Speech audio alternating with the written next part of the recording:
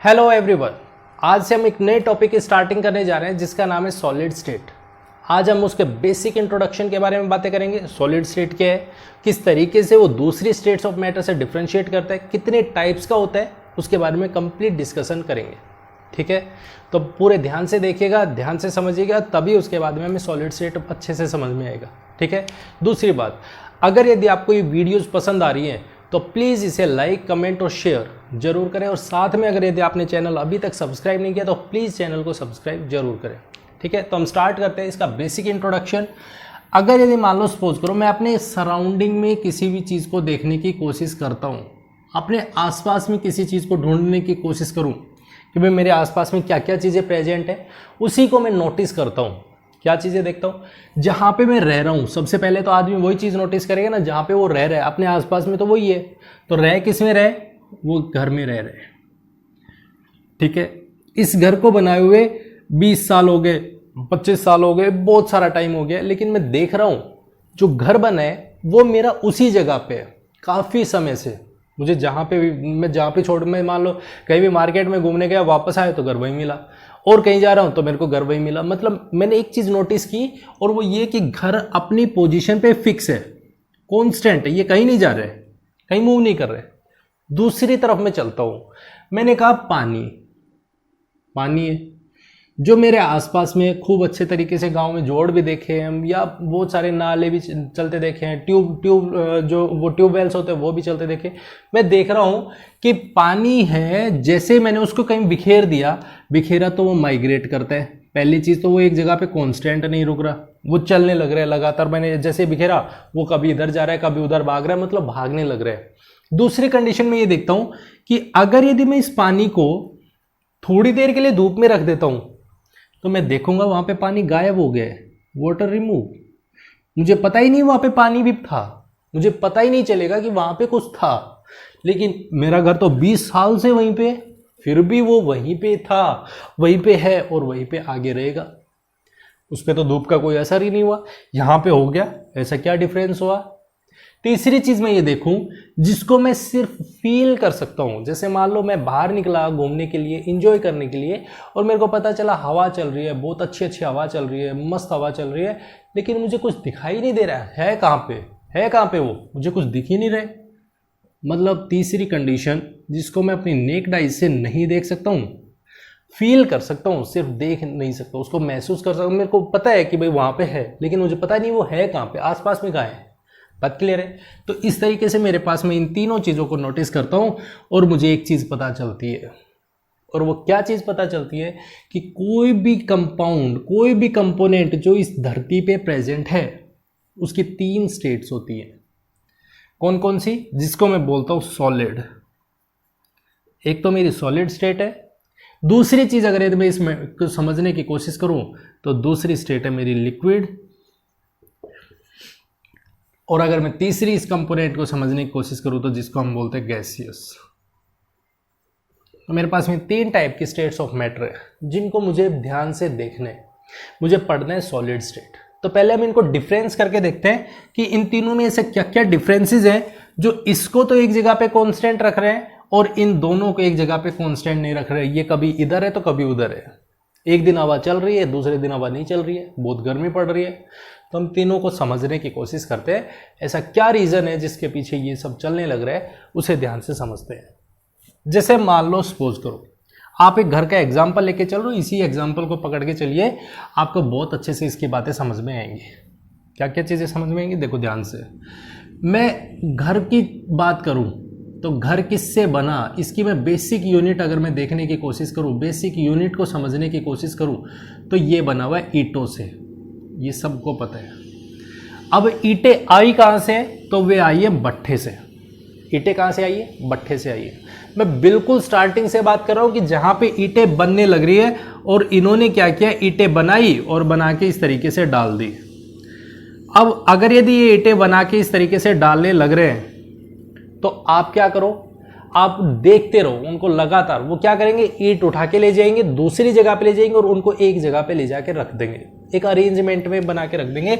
एक ईंट को यहाँ रख दिया, दूसरे को यहाँ रख दिया, तीसरी को यहाँ रख दिया, चौथी यहाँ रख दी, इस तरीके से एक दूसरे के ऊपर इस तरीके से अरेंज कर दिया। आपने कहा भैया एक काम करो, एक ही लेयर बना दो, सिर्फ एक लेयर बना दो, वो जो ईंटें हैं आप उनकी एक लेयर बना दो और इस तरीके से रख दो, ठीक है, वो ऐसे रख देंगे। अब आप क्या करना, उन ईंटों के बिल्कुल क्लोज जाना और आप उसको धक्का देने की कोशिश करना। आप उसको ऐसा करना है कि उसको धक्का दो, आप पुश करो। जैसे आप पुश करोगे आपको एक चीज नोटिस होगी, और वो क्या, ये ईंटें यहाँ पे जो रखी हुई थी वो बिखर जाएंगी, नीचे गिर जाएंगी। अब ऐसा क्या हुआ, ये गिर गई। आपको फोर्स तो अप्लाई करना पड़ा, ज्यादा अप्लाई करना पड़ा, लेकिन ऐसा क्या हुआ, ये गिर गई। दूसरी तरफ आप घर पे आए, घर पे आके देखोगे तो वही ईंटें इस दीवार में लगी हुई है, वही ईंटें इस दीवार में लगी हुई है, सेम ईंट है, लेकिन आप इस दीवार को धक्का देने की कोशिश करो, आप देखोगे कि ये वाली जो दीवार है वो नहीं टूट रही है, ये तो बहुत आसानी से टूट गई, मतलब बिखर गई है पूरी तरीके से, आप ये कह सकते हो, लेकिन ये नहीं टूट रही है। ऐसा क्या कंडीशन है इसके बीच में, जो यहाँ पे तो गिर गई थी, यहाँ पे नहीं गिर रही थी। तो वो आ जाता है हमारे पास में। यहाँ पे जो ये मिर्च मसाला डाला हुआ है, यहाँ पे जो मसाला डाला हुआ है इनके बीच में, ईंटों के बीच में जो मसाला डाला है, सबसे बड़ा पॉइंट यहाँ आता है। और वो क्या आता है, यहाँ पे जो पार्टिकल्स थे, या जो मैं कह सकता हूँ ईंटें हैं, ये जो ईंट है ये दोनों की दोनों रखी तो है एक दूसरे के अरेंजमेंट में, लेकिन इनके बीच में किसी तरीके का अट्रैक्शन नहीं है, इनको एक दूसरे से चिपकने का मौका नहीं मिल रहा है, इनके बीच में स्पेस है, ये स्पेस बना हुआ है। एक ईंट यहाँ पे रखी हुई है, दूसरी ईंट वहां पे रखी हुई है, एक उधर मुंह करके बैठा है, एक उधर मुंह करके बैठा है, बैठा रहने दो, कोई फर्क नहीं पड़ रहा है। इनके बीच में बातें कब होंगी, बातें कब होंगी, जब ये एक दूसरे के बीच में आएंगे, जब इनके बीच में कोई तीसरा पार्टिकल आएगा, तीसरा कंपोनेंट आएगा, और वो क्या आएगा, वो आएगा ये बॉन्ड, या हम कह सकते हैं फोर्स ऑफ अट्रैक्शन। जैसे ही इनके बीच में अट्रैक्शन होगा तो ये एक दूसरे के साथ में स्ट्रांगली बाउंड हो जाएंगे। जैसे ही अट्रैक्शन आया तो स्ट्रॉन्ग बाउंड कर लेंगे। बात क्लियर है। और जब ये स्ट्रॉन्ग बाउंड करेंगे तो आप इसको अब धक्का देने की कोशिश करो, आपसे गिरेंगी नहीं गिरेंगी। मतलब क्या हो रहा है, यहां पे जो ये फोर्स ऑफ अट्रैक्शन है, क्या बोलेंगे इस फोर्स ऑफ अट्रैक्शन को, एक ईंट ये डिफरेंट है, ये डिफरेंट है, एक दूसरे से डिफरेंट है, मतलब दो डिफरेंट कंपोनेंट्स के बीच में अट्रैक्शन लग रहा है, इसको बोलेंगे हम intermolecular force of attraction. Force of attraction. अब एक ये वर्ड नया आ गया, इंटरमोलिकुलर। क्या है इंटरमोलिकुलर और इंट्रामोलिकुलर? मेरे पास दो टाइप के कंपोनेंट्स होते हैं, दो टाइप के फोर्सेज होते हैं। पहला होता है इंटरमोलिकुलर। इंटरमोलिकुलर का मतलब होता है कि जब डिफरेंट कंपोनेंट के बीच में अट्रैक्शन लगेगा उसको तो बोलते हैं इंटरमोलिकुलर। और अगर डिफरेंट की बजाय एक ही कंपोनेंट में, क्या ईंटों के बीच में भी तो पार्टिकल्स हैं, ईंट भी तो किसी से मिलके बनी होगी, तो किससे मिलके बनी है, वो जिससे भी मिलके बनी है, तो उनके बीच में जो ये अट्रैक्शन है आपस में, ईंट के अंदर ही अंदर जो अट्रैक्शन है, वो हमारे पास में क्या कहलाएंगे, इंट्रामोलिकुलर फोर्सेज ऑफ अट्रैक्शन। तो मेरे पास दो टाइप के फोर्स ऑफ अट्रैक्शन होता है, पहला इंटरमोलिकुलर, दूसरा इंट्रामोलिकुलर। ठीक है, ये जो इंटरमोलिकुलर फोर्स ऑफ अट्रैक्शन है वो इसको स्ट्रॉन्ग बनाने की कोशिश कर रहे हैं। ठीक है, पहली चीज क्लियर हो गई।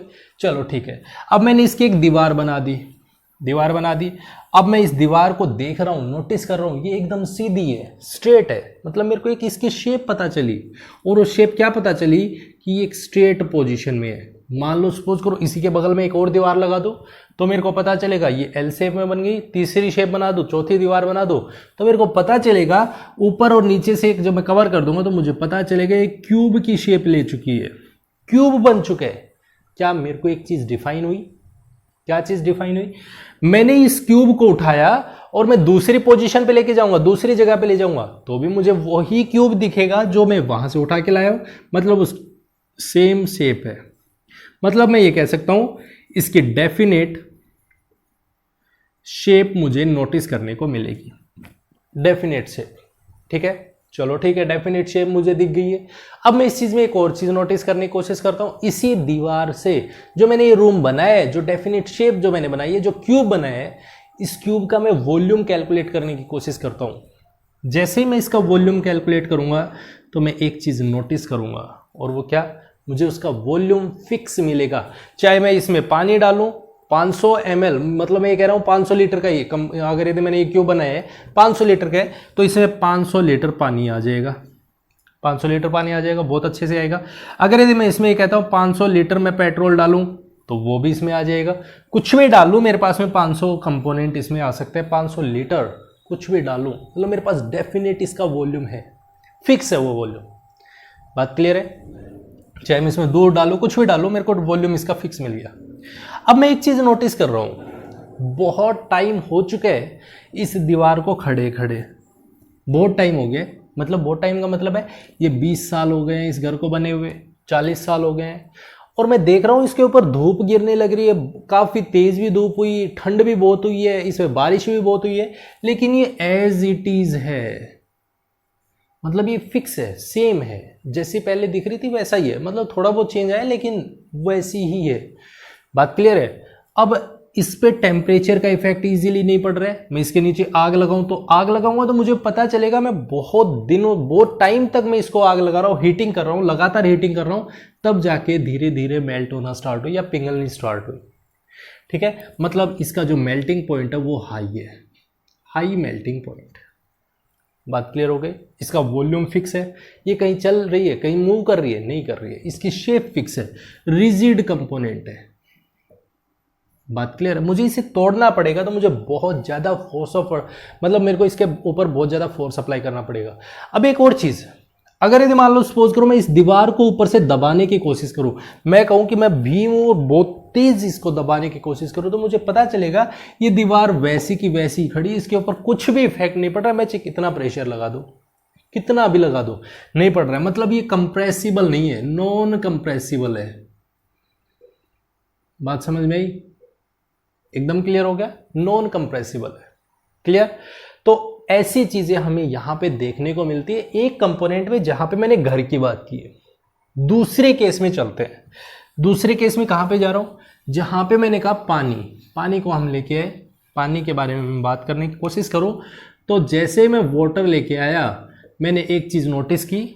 पहली चीज क्या?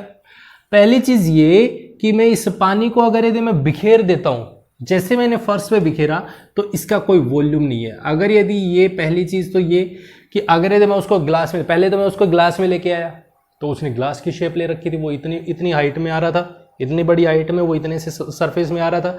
अब मैंने उसको जैसे बिखेर दिया तो वो ऐसे फैल गया है, उसका कोई वॉल्यूम ही नहीं है, मतलब उसका वॉल्यूम बार बार वेरी करने लग रहा है। पहली चीज तो यही हो रही है, वॉल्यूम वेरी कर रहा है, फिक्स नहीं है उसका वॉल्यूम।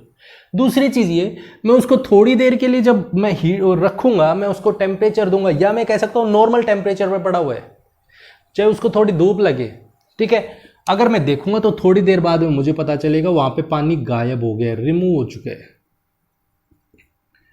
पानी मिलेगा ही नहीं, मुझे देखने को ही नहीं मिलेगा वहां पानी गिरा हुआ था। ऐसा क्या हुआ है इसके बीच में, उसको समझते हैं। ऐसा इसके बीच में ये हुआ कि जो वाटर के पार्टिकल्स हैं, उनके बीच में, पार्टिकल्स के बीच में जो फोर्स ऑफ अट्रैक्शन है वो वीक है, जो इंटरमोलिकुलर फोर्स है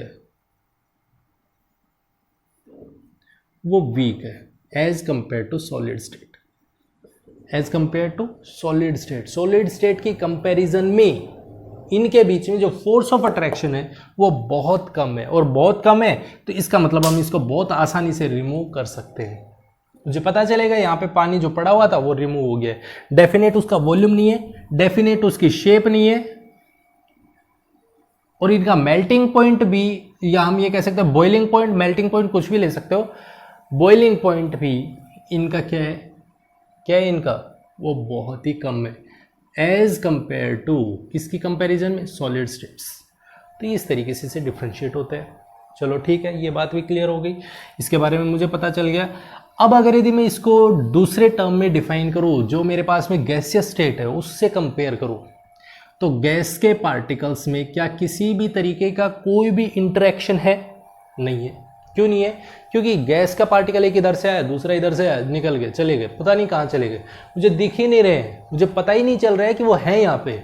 मतलब ये हो गया इनके बीच में कोई भी इतना स्ट्रॉन्ग फोर्स ऑफ अट्रैक्शन नहीं है। इनके बीच में पहली चीज तो फोर्स है ही नहीं, इनके बीच में अट्रैक्शन है ही नहीं। पार्टिकल्स उधर जा रहे हैं, कोई उधर जा रहा है, मतलब मूव करने लग रहे हैं एक दूसरे के साथ में बिल्कुल इंडिपेंडेंटली।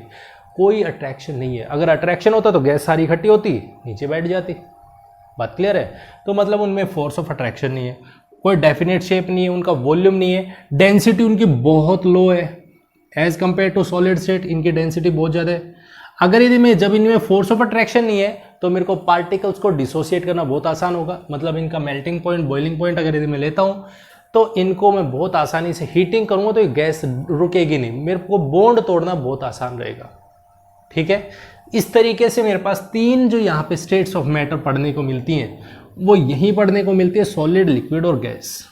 ठीक है, चलो ठीक है, ये बात तो मुझे समझ में आ गई।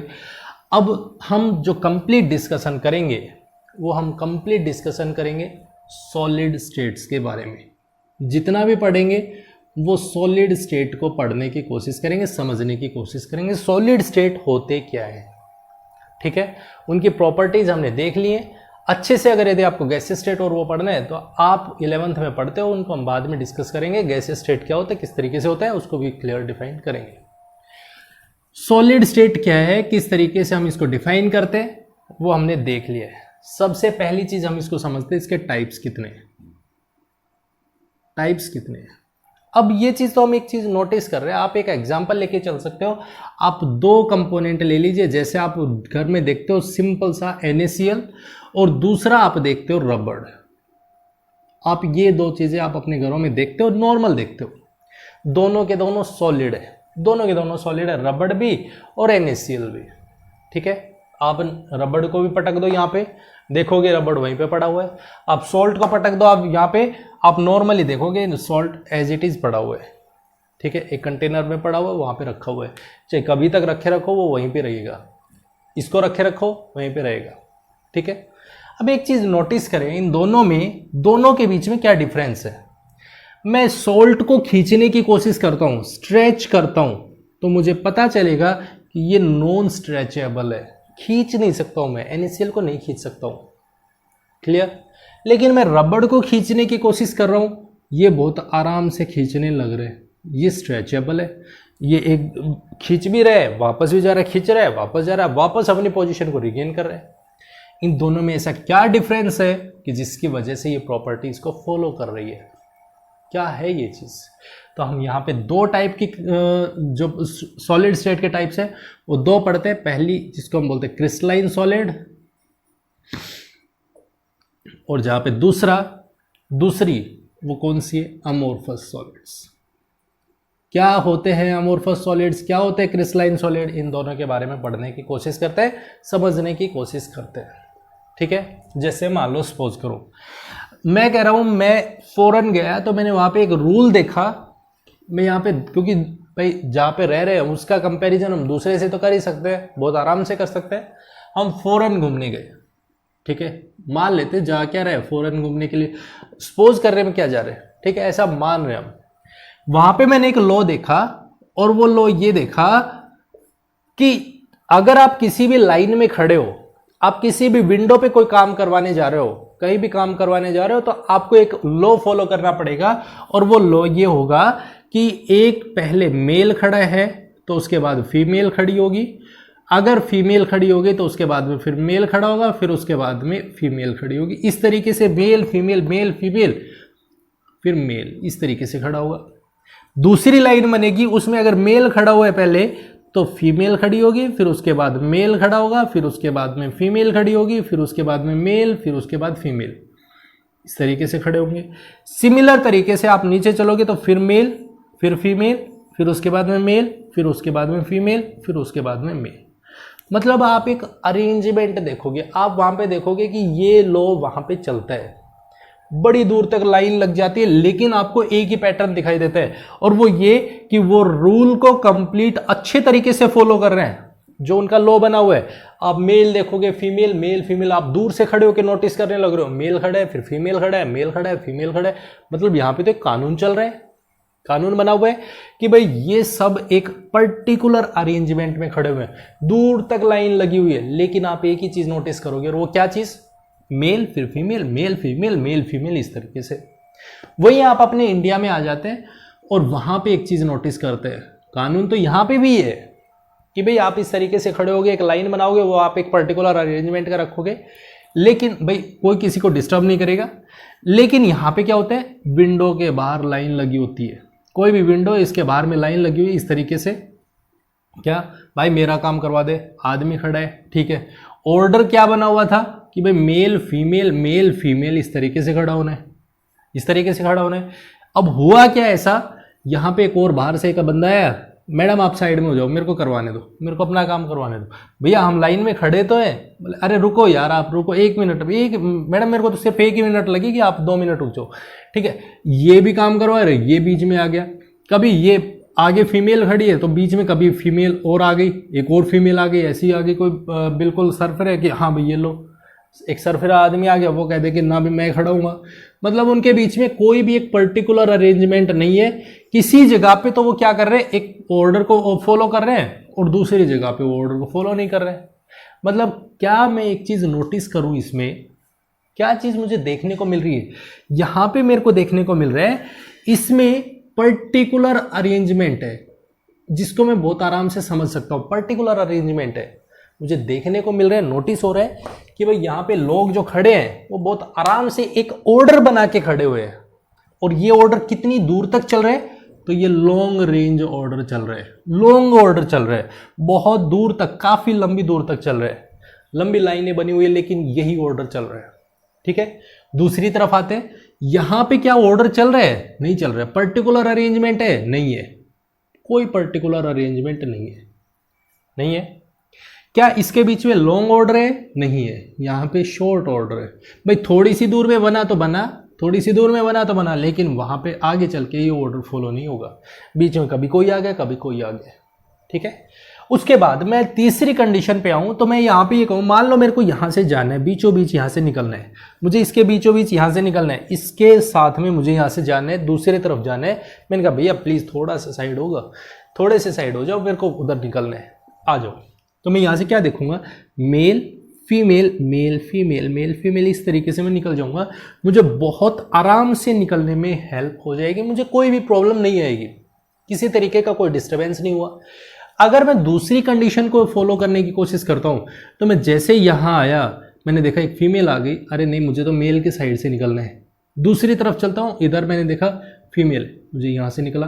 फिर मैंने देखा इधर फीमेल होनी चाहिए, इधर मेल होना चाहिए, लेकिन लिखा हुआ है उल्टा, यहाँ पे भाई मेल है, यहाँ पे फीमेल है, मुझे तो निकलना है इस तरीके से। मतलब मेरे को ऑर्डर ये चल रहा है, मेरे को जाना यहाँ से यहाँ चाहिए था, लेकिन यहाँ पे क्या हो रहा है, बिल्कुल एकदम स्ट्रेट लाइन नहीं जा रही है। मेरे को पता चल रहा है भाई इधर से, कभी मैं इधर से जा रहा हूँ, भैया 1 मिनट साइड हो जाओ, जैसे आप नहीं देखते हो, आप जा रहे हो इस तरीके से और बीच में कोई आ गया तो फिर आप रास्ता बदलोगे, फिर उसके बाद में कोई आ गया फिर रास्ता बदल, मतलब इस तरीके से आपको डिफ्रैक्शन मिलेगा, आपको चेंज देखने को मिलेगा, और वो ये मिलेगा आप एक पर्टिकुलर ऑर्डर में नहीं चल सकते।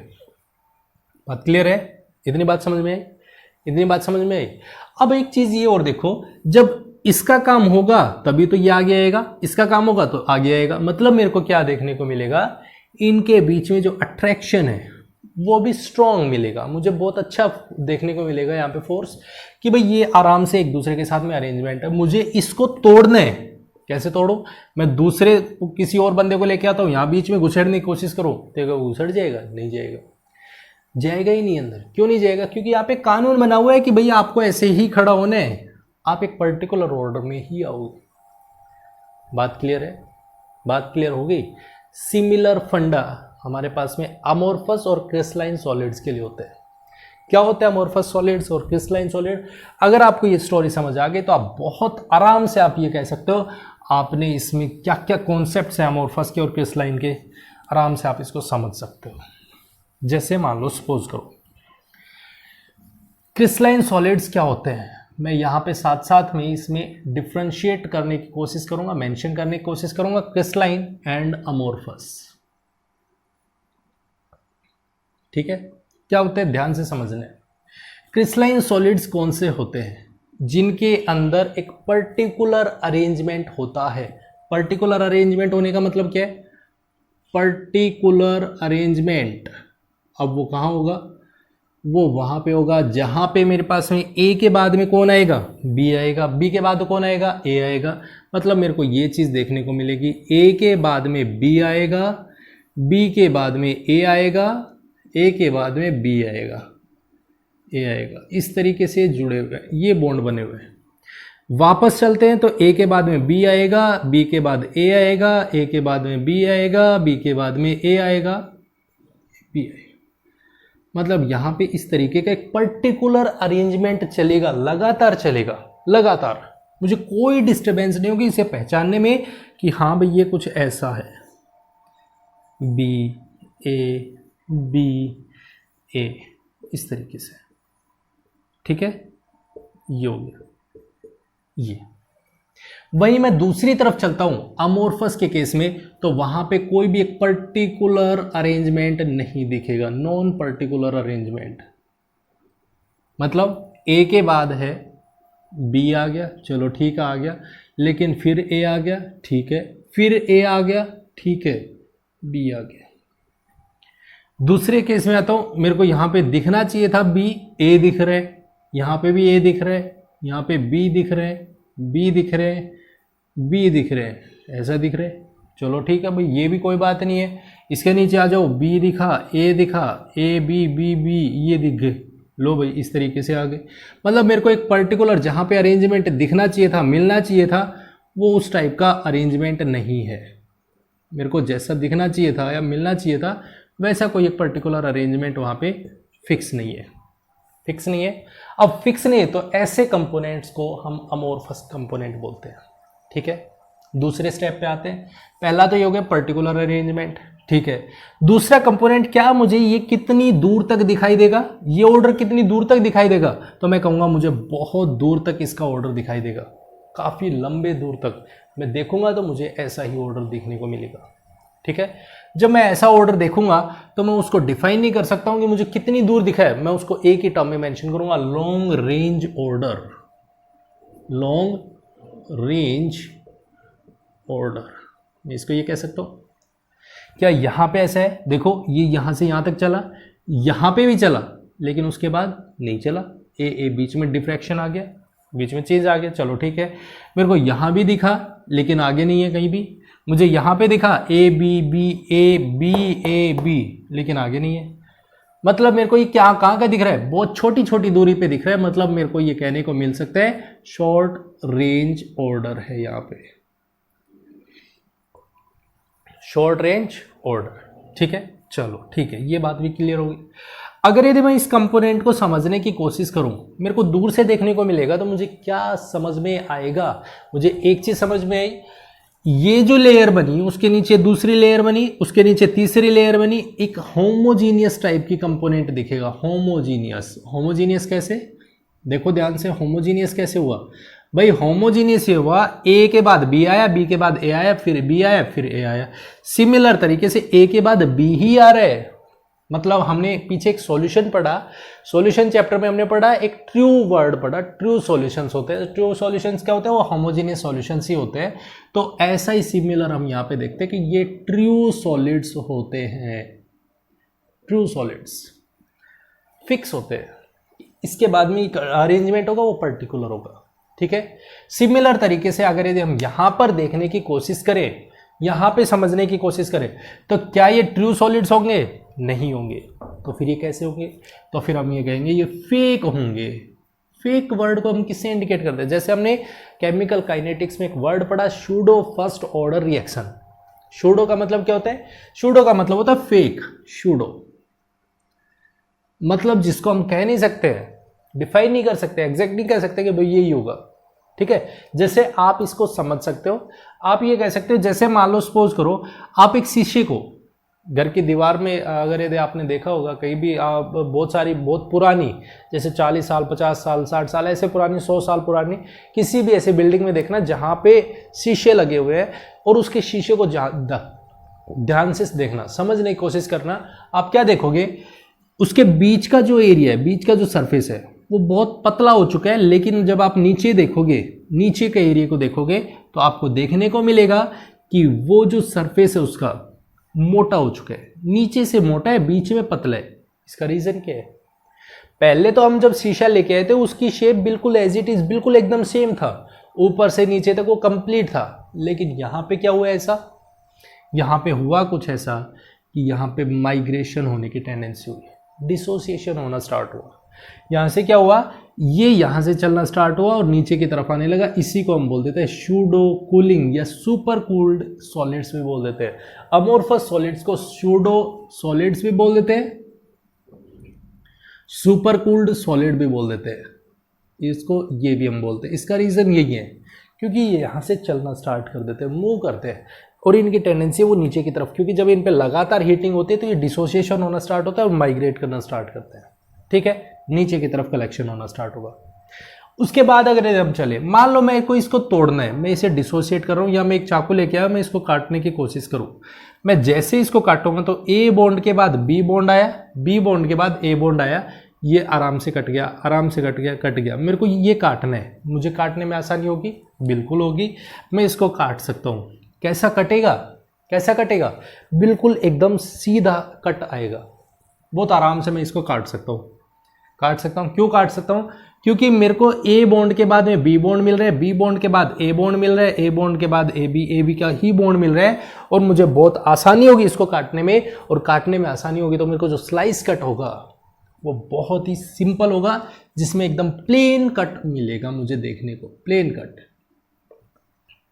वही दूसरी तरफ चलता हूँ, क्या होगा, ए के बाद में बी मिला, ए के बाद में ए मिला, चलो ठीक है, बी के बाद में बी मिला, अरे नहीं यार, नहीं यार, नहीं यार, इस तरीके से यहाँ पे बॉन्ड अलग होगा, यहाँ पे स्ट्रॉन्ग है बॉन्ड होने की टेंडेंसी, जो क्या पता स्ट्रॉन्ग भी बॉन्ड हो सकता है, क्या पता वीक भी बॉन्ड हो सकता है।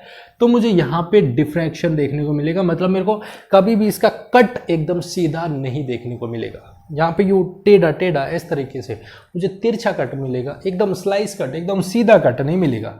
यहाँ पे मुझे सीधा कट मिलेगा, यहाँ पे मुझे सीधा कट देखने को नहीं मिलेगा। ठीक है, चलो ठीक है।